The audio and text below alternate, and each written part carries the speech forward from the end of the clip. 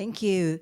So we're not supposed to, well, I'm not supposed to introduce the speakers, but I think it's important for us to kind of understand where they grew up and what they have experienced. That's a very relevant sort of background information to have very good discussion today. So maybe Emma-chan, can you just start off with your sort of background information?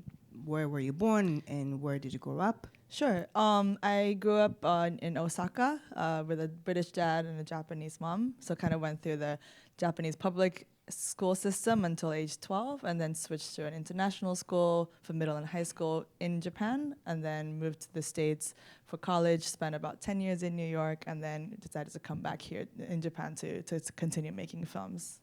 Thank you. Noah-san? First of all, thank you for having me, and it's a pleasure to be here with all three of you. So I grew up actually mostly in California, in Palo Alto. I went to public schools in the US. There was a brief period before where I was living in Moscow, where my parents were working as journalists. So I'm sort of the true outsider in this conversation. I moved to Japan in 2020. I didn't go to Japanese schools, but actually both of my parents did because they were living here as kids. So I'm, I guess, a third generation gaijin, something like that. Great, thank you. Zoe-san, onegaishimasu. Hi. Yeah, I was born in Kyoto, and then I moved to Canada and the US when I was 2, and grew up mostly in Michigan until the end of junior high. And then I came back to Japan and spent 4 years here at international school, and then went to college in the US, kept dropping out and coming back and forth between US and Japan, and then have now finally spent more time in Japan, but mostly all of my education was in the US, and so I'm kind of a blend, I think. Yeah, so it's interesting, right? We all have sort of different backgrounds, and I'm sure, the Japanese collective model, it means different things to you personally. So that's the topic of today. Maybe I can start with Emma. You made a film on this topic. So what does that mean to you personally? Well, yes, for those of you who don't know, I spent the past 10 years, a big chunk of my life, making a series of documentaries. The main one called The Making of a Japanese. They all stemmed from me filming 1 year in a Japanese public elementary school, focusing on the incoming grade 1 students and the outgoing grade 6 students.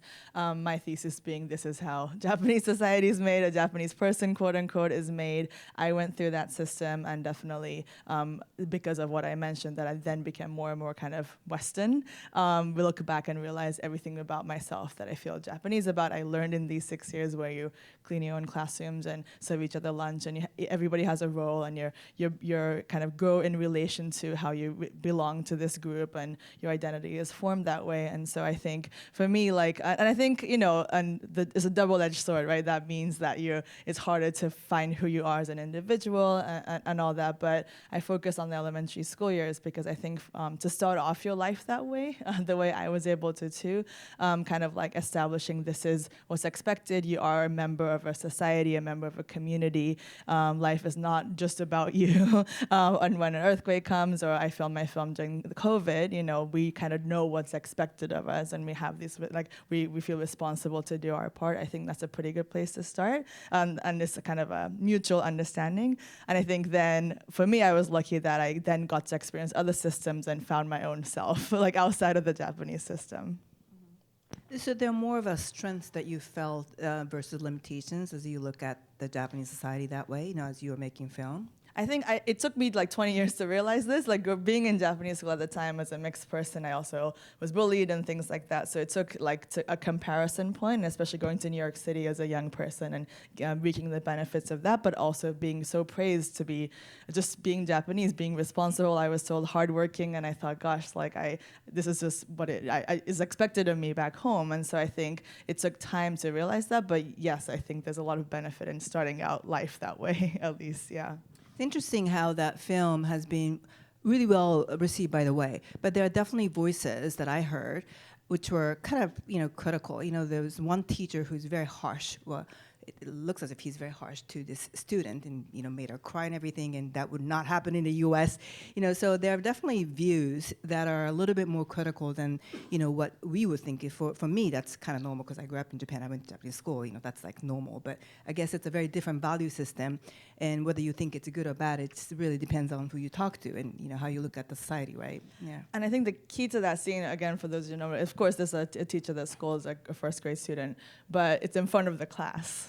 And I think I definitely experienced it. I think any Japanese person ever studied Asian above have either witnessed or been part of that's how you learn shame or try to avoid it for the rest of your life. It's a collective experience, and for better or for worse. And then also the other kids will not do what the girl that was scolded was doing. So, is it good? Is it maybe not a mental health good thing? But it's just how it's been until now. And I think Japan is on the cusp of change. Yeah. No, thank you. So Noah, you experienced this Japanese collective model when you came to Japan this is 5 years ago, right?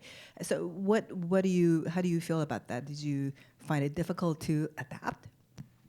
Well, one of the things when we talk about this Japanese collective model, I think it's kind of a fuzzy concept. So trying to put some more specific elements to it, one of the big things that sticks out to me is trust, a kind of sense of social trust being the default, that you will trust your neighbors, you'll trust other random people, strangers who you don't know, to basically do right by each other. And by way of small anecdote, when I first moved here, my wife and I, we moved from Moscow, where I was living before.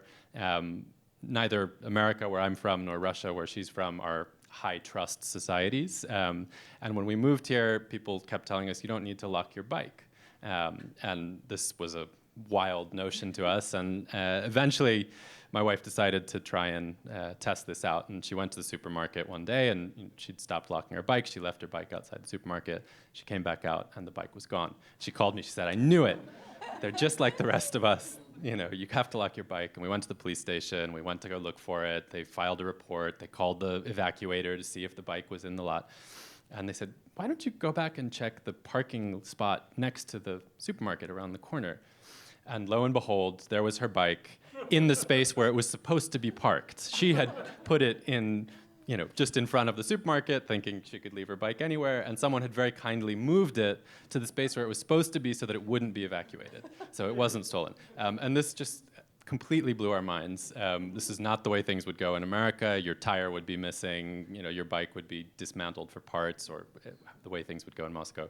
So trust, I think, to me is the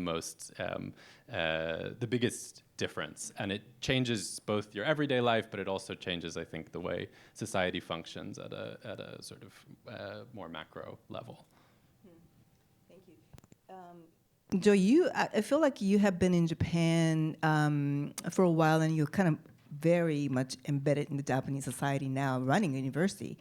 So, do you find it kind of easy to work within this Japanese model and collectivism, a lot of sort of cohesion, and is that something that you feel comfortable with now? Yeah, it's kind of a long answer, but I'll keep it short. So I think, so first of all, our university is, we have 12,000 students, and it's, all of them have gotten in through a standardized exam.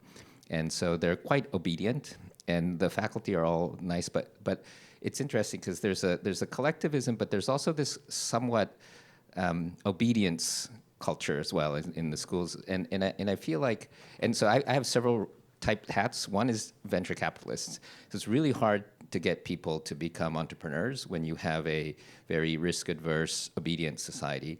And then the flip, I work quite a bit with the government as well, with bureaucrats. And there's no one in charge, and everybody just talks to each other, and this is just this common problem. So the collective thing is not very good at collective action, and I think it's sort of set up to have somebody in charge, but right now there's no one in charge. So I think that the collective, and so I struggle quite a bit trying to get anything done because there's no one to talk to get it done. The good news about the university is that it's quite hierarchical, and so as president, and I have my chairman's 80 years old, and he trusts me, we can actually execute things. But when you don't have anyone in charge, it gets gridlocked. And so one of the really difficult things that I'm struggling with right now is, how do you get anything done when everybody is so polite that they don't say anything. And part of it is small groups. Like I found that at the faculty meeting, I'll talk and ask questions, no one will say anything. And I kept making the meetings smaller and smaller. And one-on-one, everybody comes and talks to you. And then there's trying to find a size where people will talk, and then keep increasing that size so that people will talk. But I think it's that public shaming that everyone has this fear of like saying something in front of everybody and then getting it wrong. So there's I'm getting much more literate at dealing with Japanese collectivism, but it's still quite a struggle. You know, there's a saying, in Japan, how do you call it? To move the needle, it takes forever, but once the needle is moved, everything happens very quickly. So the decision-making process is very long because everyone has to agree, everyone has to be included in the process. And therefore, it may take 10 years for companies to make any decisions in terms of making big investments and anything else. But at the same time, when that big decision has been made, things can go very quickly. So I guess what you're saying, in terms of dealing with this collective system, it's very time-consuming. Yeah, it's generally true, but it's not all, so I've been doing tea ceremony, and if you look at, Rikyu, 500 years ago, suddenly takes this bamboo, which isn't allowed inside the fancy stuff, because it's all fancy, he turns it upside down and sticks it in the tokodama. And Hideyoshi hates it, he throws it up, but then everybody's like, wait, you're right. And now, 500 years later, we're still doing that. And Rikyu was punk rock. He was part of the establishment, but he kind of stuck the dagger in and twisted it. And then it stayed twisted for 500 years. So there are people in Japan, individuals, who sometimes, and it's usually a cultural intervention, but they often are in the middle of power. So there are kind of these weird changes that happen either through external forces like Perry's Black Ship, but sometimes through individuals. And it's probably just triggering something that everyone collectively knows, but hasn't done, but it didn't necessarily require consensus. It just required somebody to say the thing that everyone was thinking but couldn't say. So someone has to do something. Someone has to voice very different view, and who is that? You at university?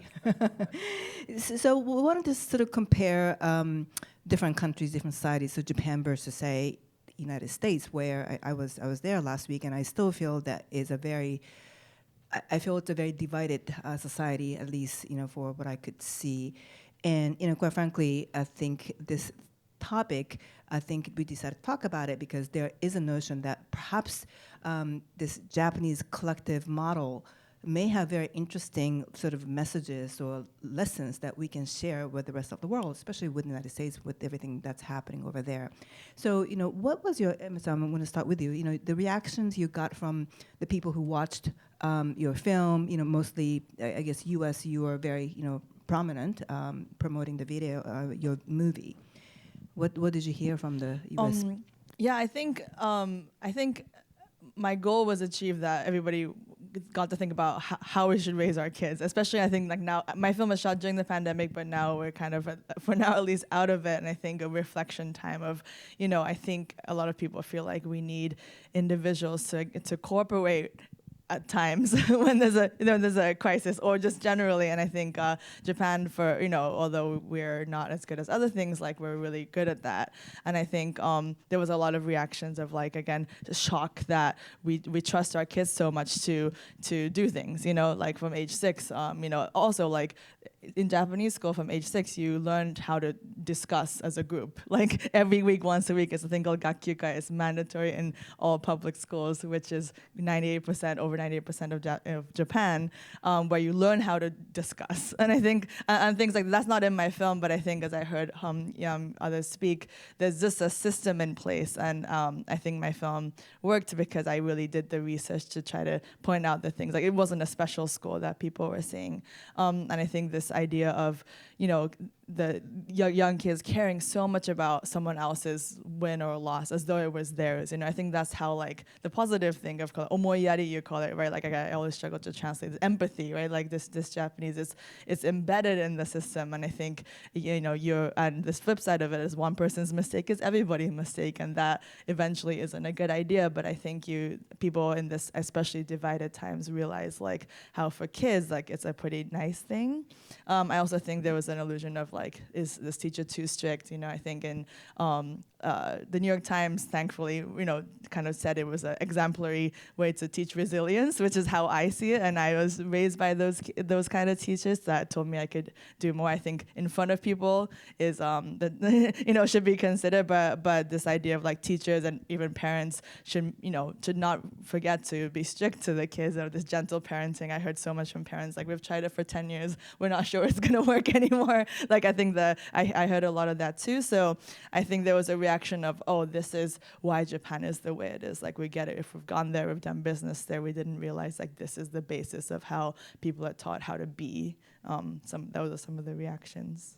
Yeah, but at the same time, I think there is definitely this notion that you being a unique person and one of a kind, especially in the U.S., there is this very strong notion that it's a good thing, right? And maybe Noe can just tell us about how you grew up in the U.S. and sort of developed this notion of you being as an individual, being different is a good thing, and that's actually something that you learn from the school system and the family system and the society, right? And how is it now impacting the society in terms of how divided it is? Yeah, it's a great question. I mean, I think just to take a step back, when one of the things I took from Emma's terrific film is that this Japanese-ness that we're talking about is something that is made, something that is taught. It's not something that you're born with. And I think one of the traps that certainly us gaijin fall into when talking about or thinking about or trying to understand Japanese society is a kind of culturally essentialist answer to everything. That, the reason why things work the way in Japan, the way they do in Japan is because Japanese are this way. But I think as Emma's film shows and as Japanese history in fact shows, Japan has been other ways in the past. I mean, when my parents first moved to Tokyo in the 1950s and 60s, this was not a cohesive society. This was a society that was at each other's throats about what direction to take. It was a society where people were protesting on the streets. So, even in the course of one lifetime, we've seen this sort of Japanese cohesiveness emerge as a result of choices in policy, choices in education, choices in how to sort of structure society. There are, of course, elements of culture that play a role, but I don't think it's something sort of on an essential genetic level, and that's really important. And it matters for sort of questions about who gets to be part of Japanese society, and how, whether outsiders can become part of Japanese society. And I think in going back to your question, Yumiko, I think the sort of notion that there's a collectivist versus individualistic model, I would complicate it a little bit with something that a Japanese friend, sort of an insight a Japanese friend gave me early on when I moved here, and said something naive about Japanese collectivism and the way Japanese society functions. And what he said was that it's not that Japan is collectivist and America is individualistic. It's that in Japan you learn to become an individual in relation to the collective, that your process of identity formation comes by learning how to be with others, be in relation to others. Whereas in America, I think the way I grew up was very much that you look like deep inside yourself to find the true you, that the search for your individual identity is something that happens kind of in an enclosed space of the self, rather than in relation to others.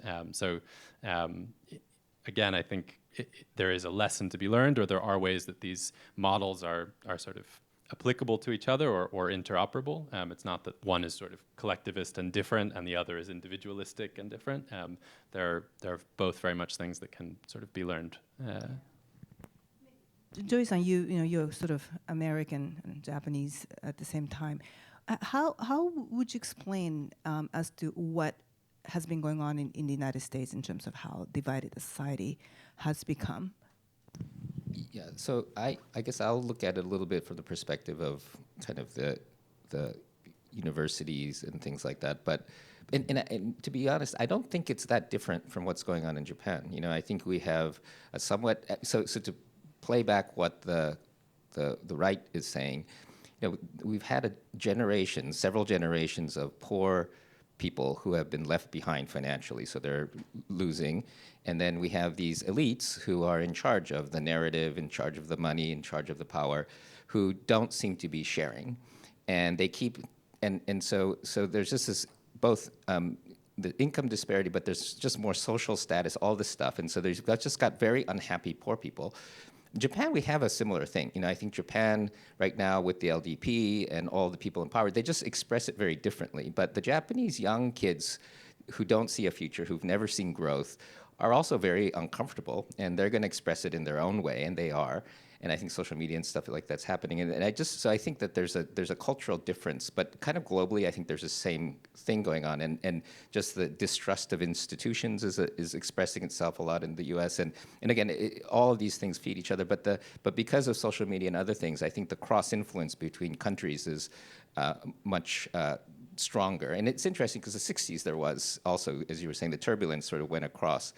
But I do think in the U.S. that the other difficult part is that because people in power tend to just aggregate power, and it's sort of the physics of power, you know. And I think that happens in every country, and it's just kind of catching up to us now. I do think that the American dream that anyone can be president, that sounds more and more like a lie. In practice, whereas in Japan, no one thought that anyone can be shogun. You know, everybody knows that you sort of are born into some layer, and so Japanese, I think, are more comfortable with playing with the cards that are dealt, and not thinking it's rigged just because they're poor. So there's a little bit of that, and then I also think that Japanese aren't addicted to growth like the Americans. So you know, in America, you know, if you're not growing, you're dead, and you have to kind of like scale like crazy. Whereas I think in Japan, you're sort of like comfortable as long as you're doing the same, you're doing okay, and you're doing. And I see Ken Suzuki here, but like in artificial life, there's this really interesting theory of open-endedness. So they would say, the artificial life people would say that competition and survival of the fittest is not the goal; it's the condition for evolution. And the goal of evolution is to look for interesting things, to look for flourishing and vibrance, and that. Japanese, I think, get that the goal isn't growth. The growth is just a thing that causes some sort of sorting mechanism. Whereas I think in the US and in Western sort of neoclassic economics, growth has become a goal, which I think is also corrosive, given that the people who are unhappy are seeing the opposite of growth. And I wonder, this desire for growth, at least in the U.S. context, is that part of the reason why they have such a strong innovative society? Because everyone wants to grow by innovating new ideas. Yeah, absolutely. So I think high competition is very helpful in getting somewhere very quickly. And so I think to take advantage of technology is very good. But what happens is you quickly go out of control. So I think what's also interesting is when you talk with the AI ethicists, the West, and it's also the monotheism, so you have God and you have humans, and so your relationship is with yourself and God, not so much with other humans. And then definitely the tools and nature are the same layer as slaves. They're the things that should be controlled by the humans. But I think in Eastern cosmology, including Chinese, it's much more that people and technology and everything is in the same system, and you sort of develop a relationship with the technology. So it's interesting that the Asian AI ethicists are trying to teach omotenashi to AI, so that the AI tries to help the system, and for omotenashi, you have to give it agency. Like, it's not omotenashi if they just do what they're told, like when you go to get omakase. But in the West, you're dressing on the side and double order of pickles, and so you control the chef, and that feels good, right? So I think the West is generally much more a control-oriented hierarchical structure, which again moves fast, but quickly spins out of control. So I think the Japanese contribution is less about doing startups, but more about, like, what do we do with this crazy thing that we're making right now, and how do we make society better? But I don't know if the Japanese are going to get the control they need to deploy that, but maybe. But isn't that part of the reason why the innovation, the ecosystem that drives innovation is kind of weak in Japan? I mean, relative to, say, Silicon Valley. But usually, historically, Japan is the part that polishes it, right? So video games, cars, lots of things get invented elsewhere, but they're kind of crappy until they get to Japan. And then the Japanese polish it up. And even Chinese noodles, I'm a little biased, but you know the difference between ramen and Chinese soup noodles is that Chinese soup noodles only have one stock. It's either fish or chicken. And the ramen mixed it all together. So they innovated it and made the ramen that now the Chinese like. But the Japanese are really good at the final polish and getting very hardcore and otaku about it. So I think for Japan, the innovation for a lot of the new stuff is this next phase. Because like ChatGPT is interesting, but it's not that useful. And I think the Japanese innovation will be to make it actually useful.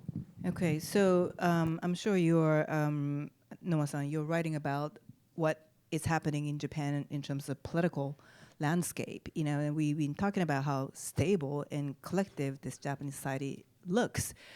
But the reality is it may not be all that, you know, peaceful inside the Japanese society. So especially what's going on, you know, right now. Noah-san, what's your understanding in terms of what is driving this sort of, you know, seemingly, you know, dividing kind of political, you know, elements that are just popping up now? Yeah, I mean, I think you're absolutely right, and it's good that we're acknowledging the questions that even the framing of this conversation raises in this current environment. I think there's a couple of sort of forces to point to, and some of them are broader structural things that we're seeing in other democracies, and some of them are specific to Japan itself. So I think there's an economic layer, which is a shift from deflation to inflation, which is just so fundamental to people's experience of everyday life. It's almost hard to kind of grasp. I think what a big shift this has been for the Japanese public, and we've seen politicians and the LDP struggle to address it. So I think that's sort of a base layer. I think there's a layer that has to do with Japan's relationship to America and the kind of post-war order that also was quite stable and that helped to facilitate political stability in Japan. That is breaking down as Donald Trump tears it apart, and Japan is facing, like other allies of the US elsewhere, facing the consequences of that. That's creating instability. But I think there's also a third layer, which is interesting to me as a journalist, which is the change in information ecosystems. And so I think another component to the cohesion we've been talking about is a sense of a shared reality, a shared fact-based reality that everyone is operating in.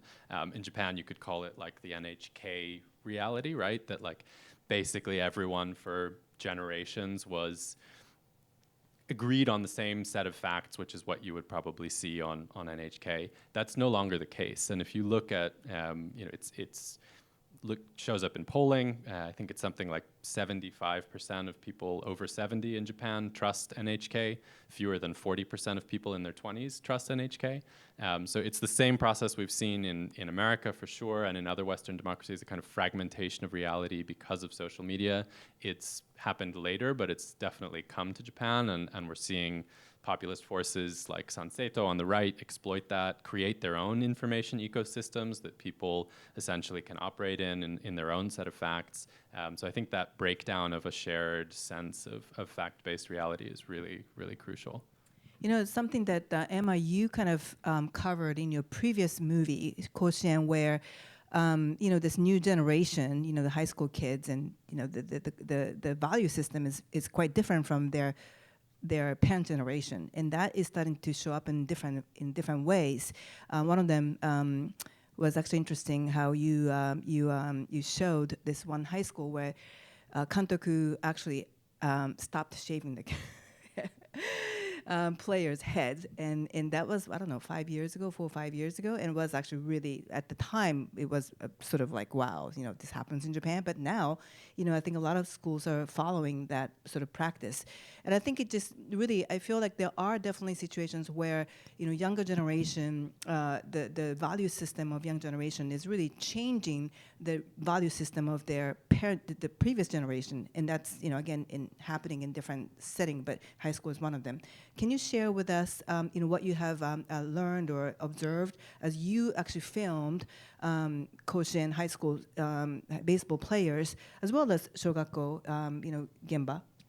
Yeah, so before the elementary school film, I spent a year filming Japanese high school baseball. And this was in 2018 on the 100th Cohesion summer tournament. It feels like a lifetime ago because we also then had COVID. But at the time, over 95% of the 4,000 teams across the country that played high school baseball had shaved heads, and it had been this way. And that year, one of the two teams I was filming, which was Shohei Ohtani's alma mater, his coach, the team's coach decided to end this shaved heads rule. They weren't the first, but they were the first prominent one, and high school baseball definitely follows the trend of the teams that win.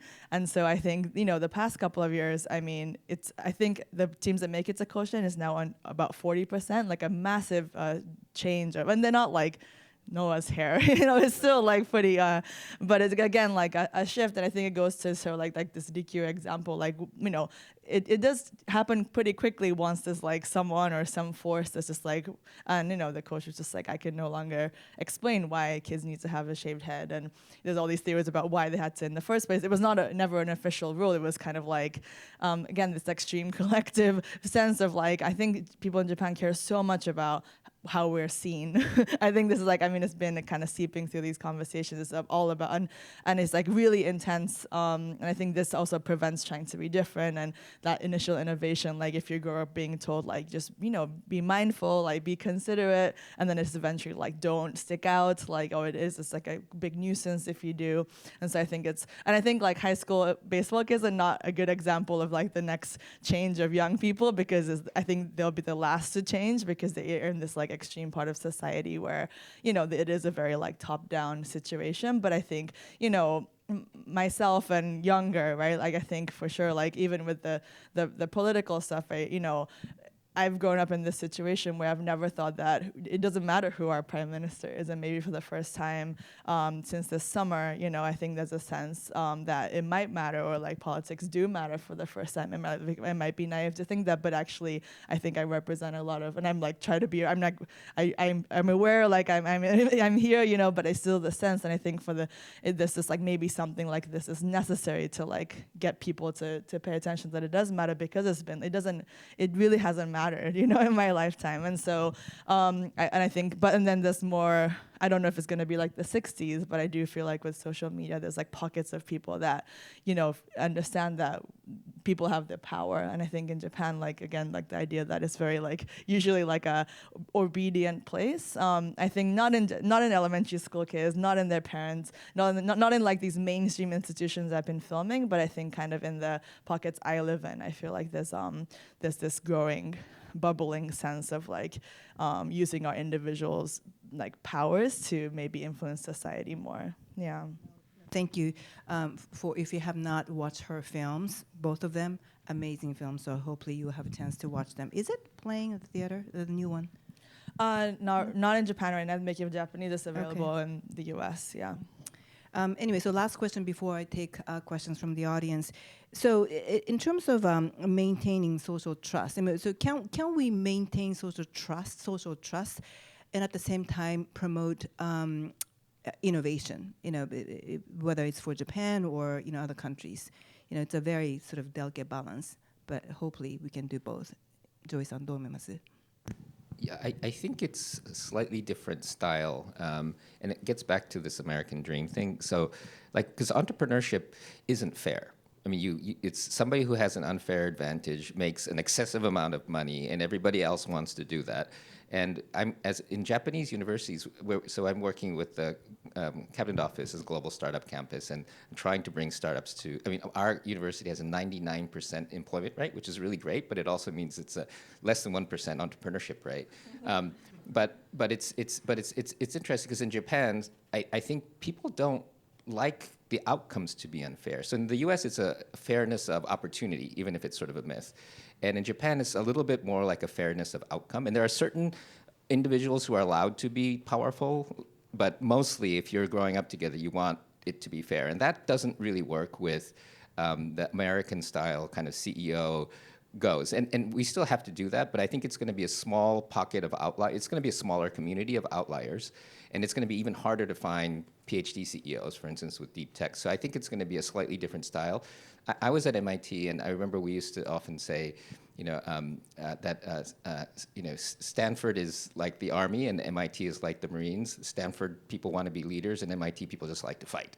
And so when you see startup teams, often the startup CEO is from Stanford, but the CTO will be from MIT.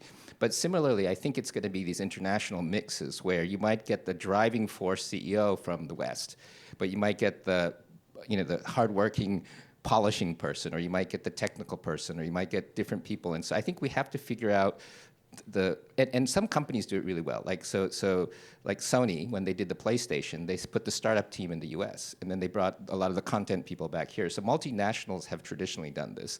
But I think the unit of innovation is shifting out of big companies into startups. And so I think we have to figure out how to create really good multicultural startup teams. And I worry that right now, so one of the main things that I'm pitching, especially to the right-wing side of the Japanese government, is that this anti-immigration stuff is really damaging for the innovation ecosystem, because we need outside blood. And even in sports, like Keisuke Honda always says, when he was growing up, all the good players were imported. But as his generation started to learn, they could then become good enough for the global stage. And I think for innovation, startup scale innovation, we just don't have enough in Japan. I think we have to import talent, and we have to import the how to do it, and then I think we can jumpstart it. It's actually, this is the right time if Japan was to do it, right? Because the United States is doing exactly the opposite. They're just basically, having this horrible, well, how should I say horrible, but very strict immigration policy, which gives other countries opportunities to recruit talent. So Japan should be taking advantage of that. But with the current administration, I'm not sure if that's happening or not. But Nono-san, how about the young generation? How do you think the next generation is sort of reshaping the balance between cohesion and innovation? This collectiveness and individualness. Well, I mean, I think there's obviously generational change is happening, and I think entrepreneurship is one place where you see that showing up. The startup ecosystem is smaller here in Japan, but the attitudes towards entrepreneurship, the attitudes of, bright young students, like probably many of the people in this audience were, or maybe even still are, seeing entrepreneurship as not an outlier path, but as something maybe even cool or desirable. I think that's a big change, and I would like to believe that there's not that trust and innovation are not mutually exclusive. I don't think you sort of can only have innovation in conditions of social division and distrust. So hopefully Japan can sort of point a way forward to how to combine trust and innovation. Yeah, so Emma, you said something interesting. You said, you were never interested in, who becomes the prime minister tomorrow. But now you're saying that's changing. Do you think that is happening? Do you feel that there's a sort of societal change in terms of how people are looking at the leadership at the at that level?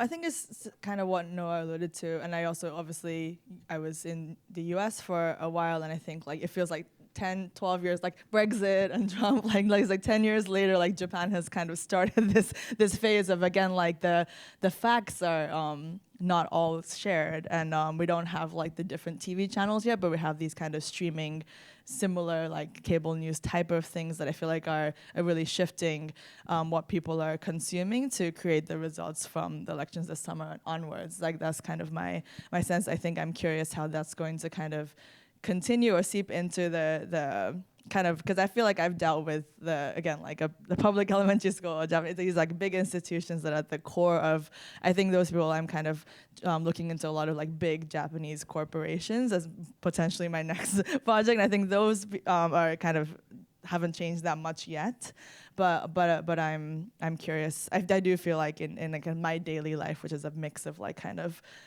international and kind of very aware of these things. I would say kind of to the question of trust and innovation.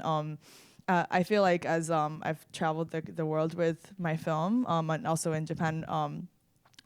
people, because in Japan, people think our school system is not that good. Like, this is like a big mission of mine to be like, okay, there's issues, but because it's like too collective and people are just like, oh, like, or there's nothing good about, we're not creative, we're not innovative. And I'm like, those might be the weaknesses, but look at the people abroad, like, complimenting just our, like, the way our kids are learning to be, these are like skill, like these, like the, it's not just academics, like there's so much of like kind of human growth that the schools are expected to instill in people. And I think with that, it's easier to add, like, whether it's the parenting role or things outside of like the school institution to kind of get kids to be more creative or innovative. And as a new parent, I'm kind of like very conscious of this to supplement like the things that are lacking in the school.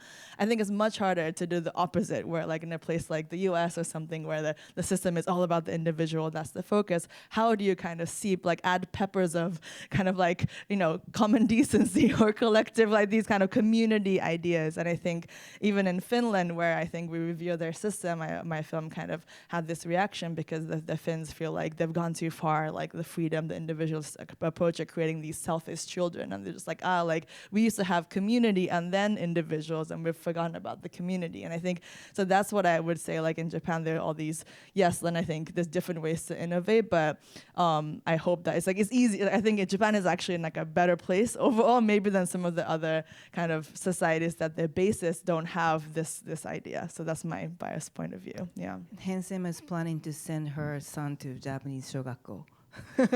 And then maybe international school later on. I don't know.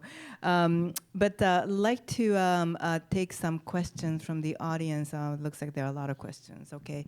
Would you start with the first question? Yes, please. Thank you very much. Tatsuo Master from Akitai International University. I have a question to Joe.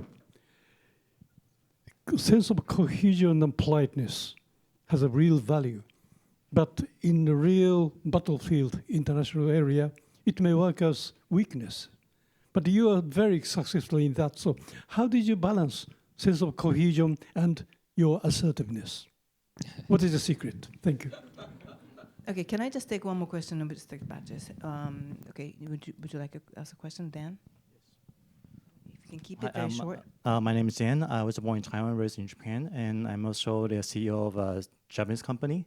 So I experienced a lot that was mentioned as an immigrant, as a foreigner, running a Japanese startup, and the founder is 70 years old and the member is pretty old. So a lot of conflicts and conflict between suppliers, internals. We're getting better and better, but they kind of want some suggestions that should I keep pushing it or should I, Thank you.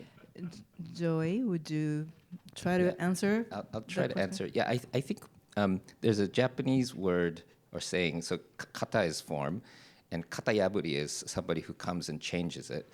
And there's a saying that you can't do katayaburi unless you learn kata. So like Rikyu was, he was in his 50s when he finally did his punk rock thing, and he knew the system completely. And I think if you really want to hack Japan, you have to really understand how it works. And the politeness and all of that, it ties to what Emma, you're saying. It's like you have to appreciate the good stuff and be able to show that you appreciate it, because that's where the trust comes from. And if you show sincere appreciation of the good stuff, then they often will trust you. And Japanese are accustomed to having outside people come and hack it, but they don't like you hacking it unless they're sure that you understand what's going on. So my chairman is 80 years old. He's slightly right-wing.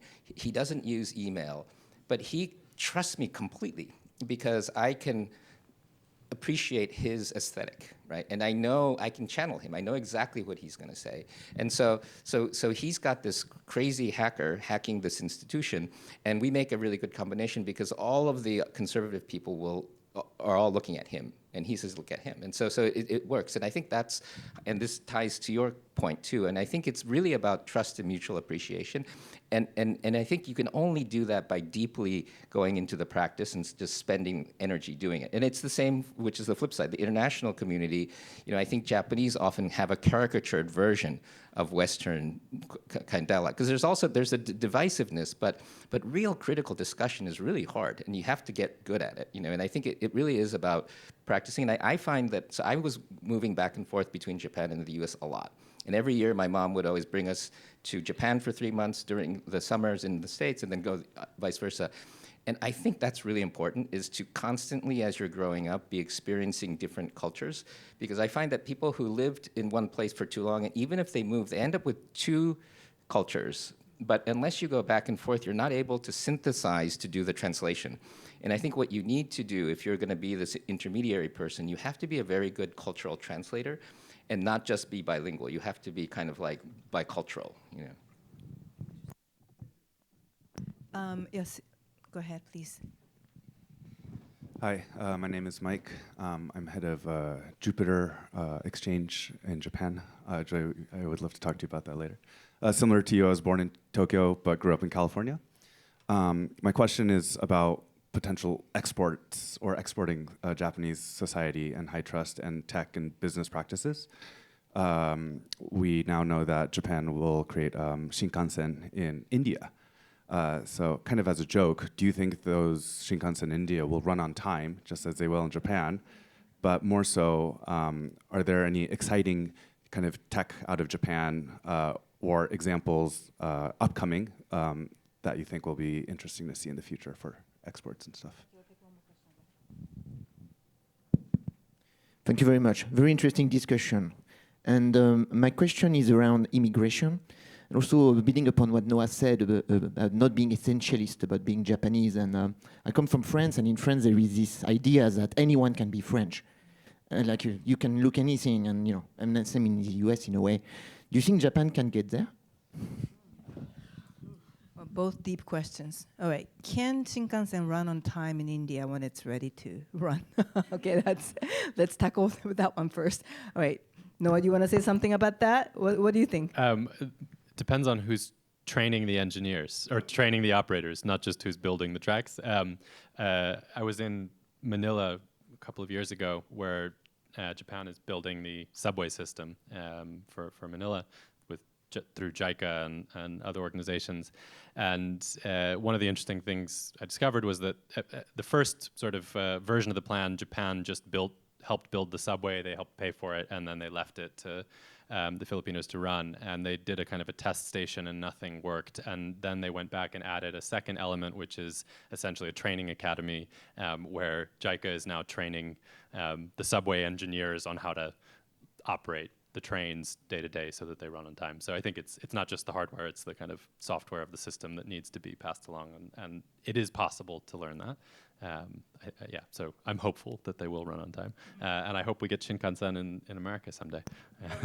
Emma, what do you think? Well, just both questions. I think one thing, and it's not tech, but you know, the Japanese education system it's being exported, you know, and I think in Egypt, the top down almost 20,000 public elementary schools have incorporated Japanese, which means cleaning.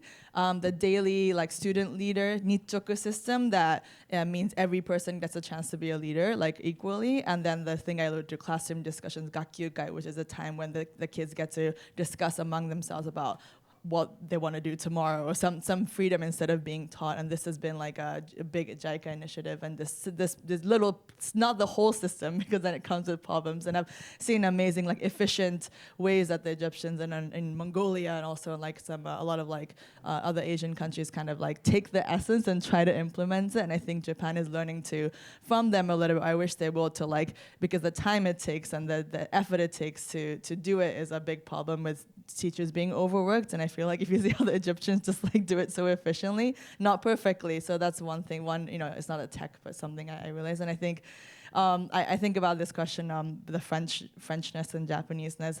When I tell my film, The Making of a Japanese, I really felt like I could get away with it as someone that's growing up in Japan, always had to deal with this question, are you Japanese? I feel Japanese, but kind of constantly fighting people to accept me that way. I think it's very different, the Japaneseness people think here and how this Frenchness thing exists in France. And it's also my wish that even though I've become this advocate for Japanese public schools, there's 350,000 elementary school kids that are not going to these schools right now because it's so uniform, and if you don't fit in, it's really suffocating, So I think for that to work, the idea, I don't want to be able to make a film in 30 years that can be titled like this, right? Like the idea has to, I think, to expand to, it works as in a US or American or French because the idea can include a lot of people in Japan. That's not really how it is. So I think we're doing better, but it's a long way to go. Like the concept has to change, yeah. So can anyone become Japanese? Joy-san, what do you think? Is it possible?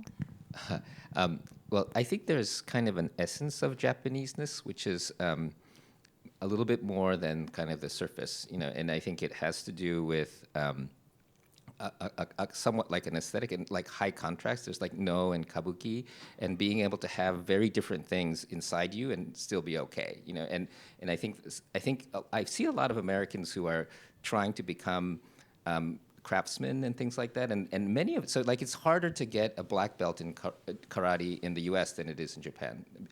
Japanese, you sort of so I feel like foreigners who are into Japan are getting the essence, and I think figuring out how to express that and bring people in is really important. And I think that, and historically there have been a number of foreigners who have helped keep Japan, during the Meiji period, protecting Japanese culture and things like that. So I do think it's not everyone, but I think, but often they're quite essential because they bring an outsider's perspective. Like Emma, you're helping bridge that, and I think that's an important thing for Japan to be aware of, that they've always relied on important outsiders, and even going all the way back 1,250 years ago, Kukai going out and bringing esoteric Buddhism in Japan. Japan is the only country where the majority of national treasures, like of the 10 tea bowls that are national treasures, only 2 are made in Japan. And the rest are Chinese and Korean. The Japanese have this obsession with allowing import of things from the outside, and I think it's, and it's not that the outsiders necessarily completely understand Japaneseness, but they understand it enough to be able to affect Japan in a good way. So. Thank you. There was a question over there. Yes, over there. Hi. Thank you very much for the very interesting discussion. I'd like to direct this question to Emma. So in exporting the Japanese public education system, or your eagerness to do so, I'm curious how much can be made of not the dichotomy between collectivism and individualism, but selling it as communitarianism. And I'd like to hear your thoughts on that. Thanks. I'll take one more question over there. Yeah, thank you.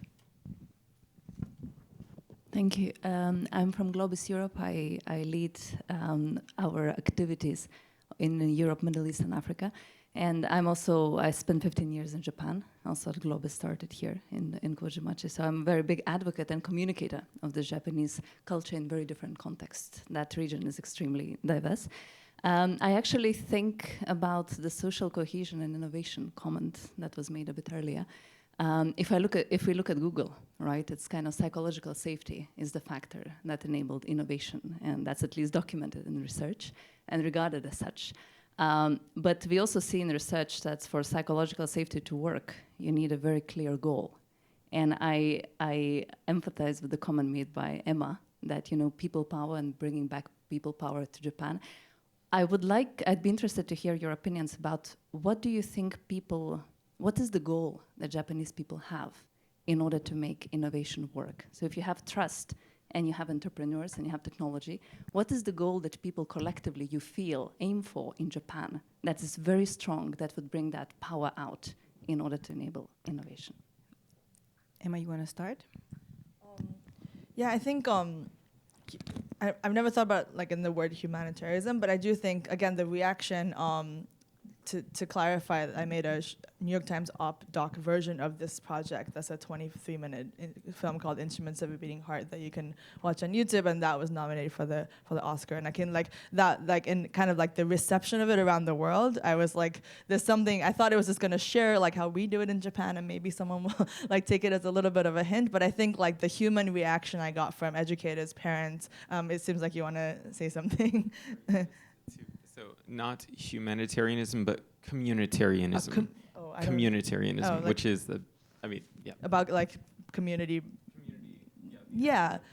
Yeah, I think that is in Japan, the system has been labeled like this, like kind of in a negative way, because it's like shoe down. This word shoe down like means like group. It kind of has this negative connotation. I've really like tried to rebrand it to be like it's about being part of a community, like you practicing how to be part of a community, which is like I think essential anywhere in the world. And I think that people they reacted to the films like really took that and like and I have a lot of examples of that. So hopefully that's the way. It's not about again like leading with the Japanness of it, but I think people are realizing, especially in this few years after we all had to deal with the pandemic, that I'm really feeling like this is what people want around the world. Yeah.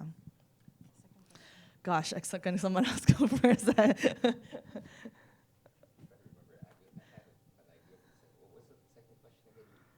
goal that you think people collectively have in order to... Yeah, I mean, this isn't just Japanese, but I think it's manifests slightly different. I mean, I think everyone wants purpose. And in Japan, sometimes the purpose can be very pedestrian. You know, because Japan isn't as growth-oriented, the purpose can just be helping your community or polishing this thing. And I don't think all startups have to be growth-oriented. And again, just looking at, we have more Michelin stars than Paris, right? And you don't get a Michelin star by trying to grow your business. You get a Michelin star by just doing the thing that you're supposed to be doing. And so I think a lot of young people are missing purpose because they're not born into a thing. They're just born to be obedient, or they're being told something that doesn't really relate to a sense of purpose. And I do think political activism, I do think things like creative arts, I think there's a lot of community-based purpose that's happening. And if you reflect back to the 60s and the 70s, it was about the student uprising. So I think it's dangerous because people can end up with kind of a not so society beneficial purpose. And so I think the goal would be, and that's why I'm a little bit worried about just bringing the Silicon Valley startup mentality to Japan, because that's not necessarily constructive. I mean, just to try to make lots of money, you know, and I mean, you need a little bit of that. But I do think kind of figuring out what does society need, what are these kids ready to do, and then trying to figure out a way for us to come to a consensus around real purpose that may be new. Just to add to that, I think, it's, again, in Japan, we grew up, like, the big goal, at least at the elementary school level, is to, like, learn the satisfaction of being useful to others, to being useful to your community. Yaku ni tatsu yorokobi, this is, like, a phrase that's, like, embedded. And I do think with the right tools, again, like, I really, what you were saying earlier about, like, the innovation might happen over there, but then how to use it, I do think, like, this, I would like to think maybe there'll be always outliers, but generally, I do feel like the people who are excited about using this technology, so many of them do feel like they're really trying to, because it's like part of us, and it's sometimes too much, but if you combine those kind of qualities you grew up with these tools of, like, create innovation and, like, inspiration, find your purpose, the way I also thankfully did in filmmaking, like, I think we can be, like, pretty good at this, this is my hope as well, yeah. The what you said, Joy, in terms of how U.S. is obsessed with growth, and to some extent, I feel as if that's what's lacking here.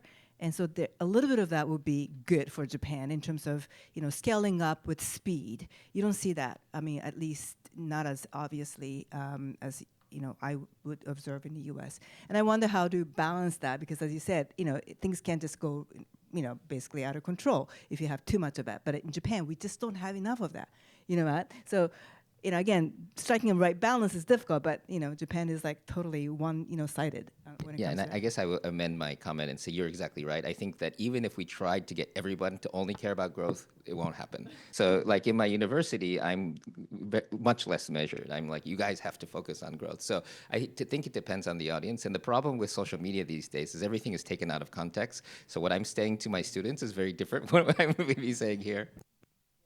one last question. I think this is going to be the last one. Okay, go ahead. Take one. I hear that we compare a lot of the Japanese way to the US way. I wonder what it's like if we compare it to the Chinese way. Like, China is growing economy, and I feel like they have some common part to what Japan has been before it becomes stagnant.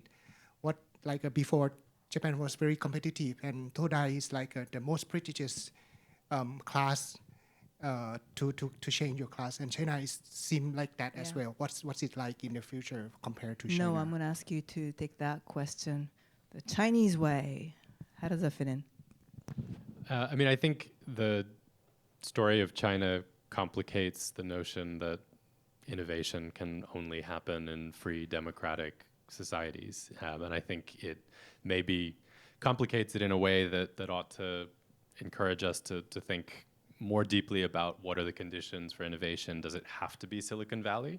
Is Silicon Valley the only model for creating innovation, or is innovation possible in other political systems, in other sort of financial and economic ecosystems, and maybe in the case of Japan, again, it points to it being possible in the presence of a sort of more cohesive, trust-based society. So I'm not sure if that's answering your question directly, but I think to me, the story of China and Chinese innovation in the last 20, 30 years is one of complicating our models.